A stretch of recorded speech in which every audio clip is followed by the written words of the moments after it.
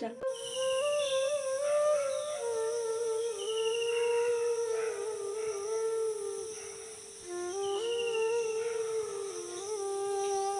তো good morning সবাইকে। তো আবারও তোমাদের সামনে নিয়ে চলে এসেছি ছোট্ট একটি ভিডিওর সাথে। তো দেখো সকালবেলায় ঘুম থেকে বাসি কাজ সেরে চা করে নিয়ে চা খেতেও বসে পড়েছি।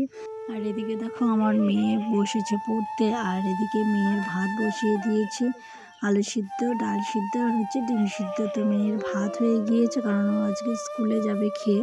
সকালবেলায় আমাদের খাওয়া দাওয়া কমপ্লিট। তো খাওয়া দাওয়া কমপ্লিট করে বসে পড়েছে হচ্ছে সকালবেলাকার যেসব বাসনগুলো জমা হয়েছিল সেগুলো ধুতে।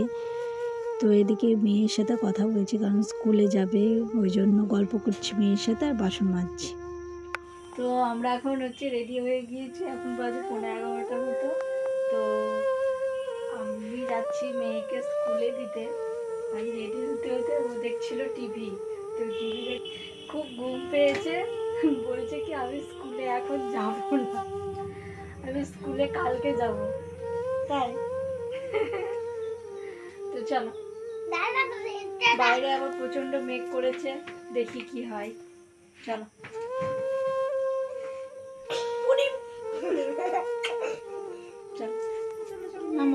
তো আমরা স্কুলে চলে এসেছি, দেখো মেয়ে গিয়ে বসেও পড়েছে। তো এবার আমি ওকে দিয়ে বাড়ি চলে যাই, বাড়ি গিয়ে আবার রান্না বান্না করতে হবে।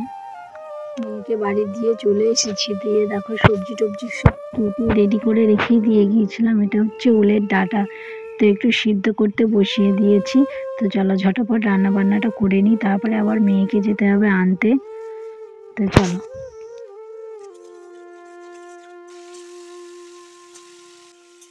এদিকে আমার রান্না বান্না ধোয়া মাজা সমস্ত কমপ্লিট। তো দেখো এই যে এই জায়গাটা আমি রান্না করি, এই জায়গাটা বস্তা দেওয়া আছে দেওয়ালে।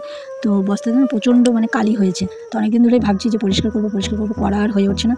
তো দেখো আজকে একটু তাড়াতাড়ি রান্না হয়ে গিয়েছে, বেশি কিছু রান্না করিনি, শুধু ওই ওলের ডাঁটা করেছি ওটাই, আর আলু সিদ্ধ ডিম ভাজা ওই করেছি, আর কিছু করিনি। তো দেখলাম যে সময় আছে তাহলে জায়গাটা পরিষ্কার করে নিই, প্রচণ্ড নোংরা হয়েছিল। তো সার্ফ জল দিয়ে ওটাকে পরিষ্কার করে নিচ্ছি। এদিকে দেখো রান্নাঘরটা মুছে কমপ্লিট করে এসে পরিষ্কার করে এসে এদিকে কটা জামা ভিজিয়েছিলাম মেয়ের, তো সেটাই কেচে দিচ্ছি।